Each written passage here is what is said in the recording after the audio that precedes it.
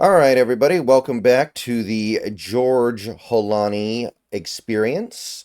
And now we are taking a look at some of the tape with him. I wanted to actually watch some of his tape and see what I thought of him. Now, he played for Boise State. Boise State doesn't have a ton of their games on major broadcasts, and they've recently been a relatively low impact school. There was a time where they were cooking, but that time is kind of past. So there wasn't really a lot I could pick from, and George Holani did not help by getting injured a pretty decent amount in his career, so he missed some of the games that I could have looked at. So I only actually took notes from one game. It was last year where he played against Washington in week one, actually. So I saw this game live and I rewatched the game for the purposes of this video. And it wasn't one of the games where Holani did anything super dominant, but it was a game where he was generally playing pretty respectably. And it was a game where he did do some stuff that was worth breaking down and discussing and evaluating. So we're just going to take a look at this one game last year at Washington, week one. Boise State actually hangs around for a little bit, actually plays okay, but ultimately gets blown out by the end. Holani basically splits the carries with what was his name? Janine, another running back on that team. And honestly, Janine looked like he was maybe the more productive running back in this game and probably played better overall. Not that that's an indictment on Holani necessarily, but I will say there was about an even 50-50 split between running back usage in this game. So let's go into it. George Holani looking at the tape against Washington. First snap of the game, he gets a zone read carry right up the middle. There's no blocking. I think there are like three guys on him at the line of scrimmage. He gets 1 yard out of it. I will say you do see that ability to fall forward that I talk about. He makes sure he gets that yard. And on this particular play, it doesn't really matter that much, but it could matter on a different play. And the point is, he is getting that extra yard by falling forward. Second snap of the game, he leaks out into the right flat for a screen pass. He was able to stiff arm a safety a little bit past the line of scrimmage and ultimately get about 5 yards. Nice looking play. Clearly a designed screen, by the way. It wasn't a check down or anything like that. He just caught the little pop up pass and turned upfield, got the safety off of him, and got chased out of bounds by the linebacker. And fairly productive rep. Next possession, next two possessions, he's off the field. So the second drive and third drive of the game, he basically got completely off. I didn't see him. And again, he's almost always in the backfield, so it's not that hard to see him when he's out there, but I'm pretty sure he just got that drive off in favor of the other running back. He got back into the game on the fourth drive. There was a play action out of shotgun, and he went from faking getting the ball to trying to pick up a rusher, and he just couldn't quite pick him up. It seemed like he just wasn't positioned well. The angle wasn't right for him to be able to stop the rusher from making his way to the quarterback. Now, there wasn't a sack or anything like that, but I do kind of view it as it was supposed to be a chip block. It was supposed to help the offensive lineman, so the offensive lineman's the one who ultimately gets blamed for what happened. But it just looked like he didn't have his body squared up relative to where the quarterback was to be able to actually get in front of him. Now, some of that's because he's coming off play action and he has a very limited window to get in the right spot, but he didn't. He gets another zone read run a little bit later. It's well blocked, and he was able to get about 8 yards, shows off a nice little burst. It's obviously not some elite NFL caliber burst, but there is some ability there to actually get upfield quickly, see the hole, and just explode through it. So that's the kind of stuff that you like to see from Holani, because that's the kind of stuff he's going to have to do in the NFL, because there is only so much stuff this guy is capable of, and that is his calling card. There was a QB rollout where he was like hanging out in front of the quarterback, blocking for him. He threw a chip block to help out one of his linemen, and then kept climbing up in front of the quarterback to help block in case the quarterback had to take off or there was a free rusher that came in. So I get the sense that he wants to block, he's willing to block. I don't get the sense that there's any kind of like, oh, he's a lazy blocker. There's just some technique stuff that needs to be cleaned up here. And in this game, I actually thought most of his blocking was pretty good. However, one play that stood out in the negative was a 3rd and 2 where Boise State picked up the first down, but Holani gets whistled for a 15-yard penalty on a block he threw on a blitzing defensive back. He didn't need to do it. He was squared up with him pretty well. And then the back made a little bit of a move as he was going towards the quarterback. And it felt like he panicked because I don't think he needed to go low. He just needed to stay in front of him and mirror him.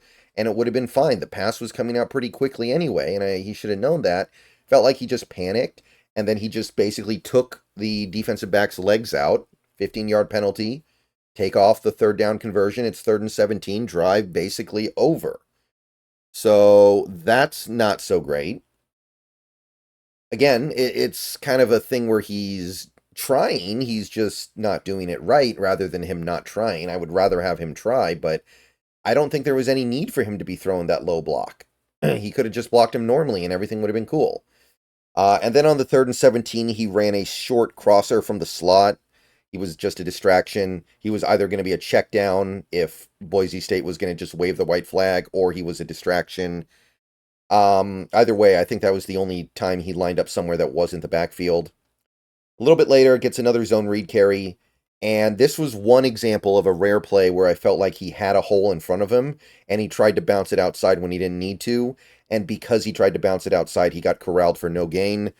There seemed to me to be at least a few yards he could have gotten right in front of him, and he just tried to cut it outside, and he didn't need to. So we don't like to see that because, again, that's his calling card, the ability to see the hole and hit the hole quickly.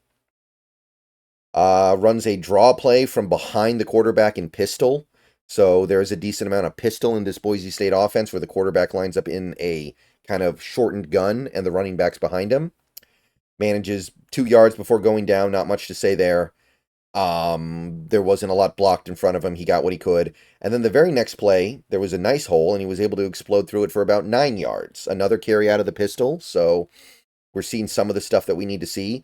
There's a stretch play that they run out of the gun, and I thought he did a really nice job of taking it outside where the area was mostly vacated, and then he cut back to the inside at the right time to go pick up 8 yards, and I think it set up 2nd and 2.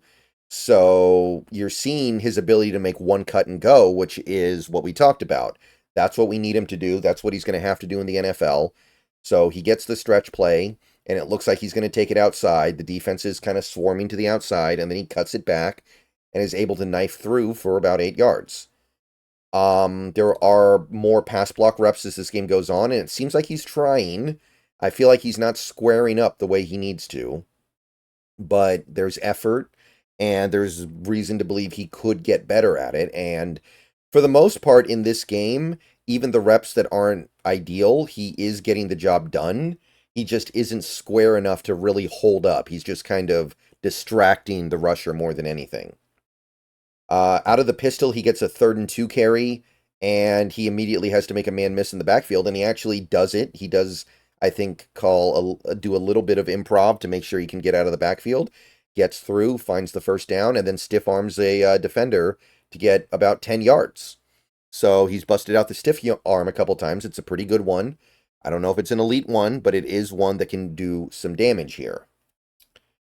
Another play action where he leaks out to the right and gets a screen, and there are blockers in front of him, but one of the blockers completely whiffs, and the defender comes up and takes him down at the line of scrimmage.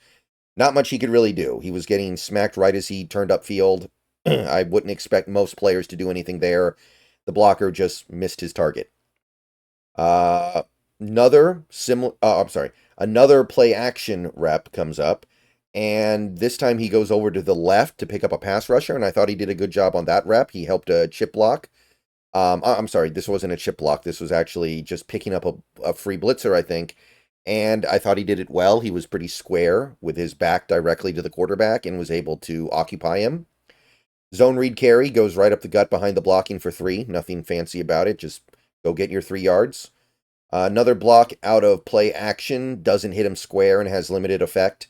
Again, I think that these blocks that he's throwing out of play action are affecting the rusher, but they are not taking him out of the play the way you would prefer. Targeted on another designed screen where he just kind of floats out to the right and the quarterback's supposed to just drop it to him, and then he's got blockers in front of him. Unfortunately, the quarterback, who was getting very quickly pressured, threw it right to the linebacker. Just threw it right to him. The ball never even got that close to Holani, so no opportunity to catch it. Almost a pick six. And then we get to garbage time, gets a carry off tackle, and bowling balls his way for about 7 yards. You can really see his power that he runs with despite him not being that big.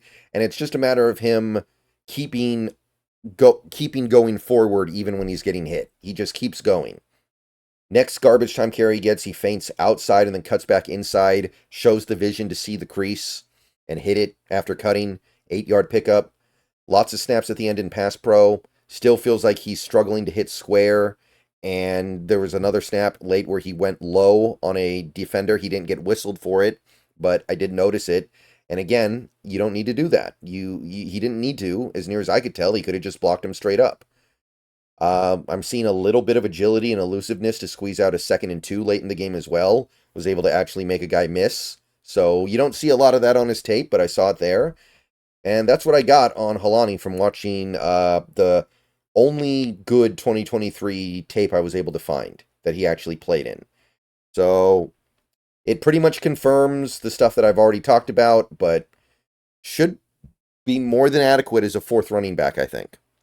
All right. I'll see you guys later. Go Hawks. Probably no more videos later today. I'll see you guys on Twitch possibly. And tomorrow we are moving on to our next UDFA player that is worth breaking down. See y'all later.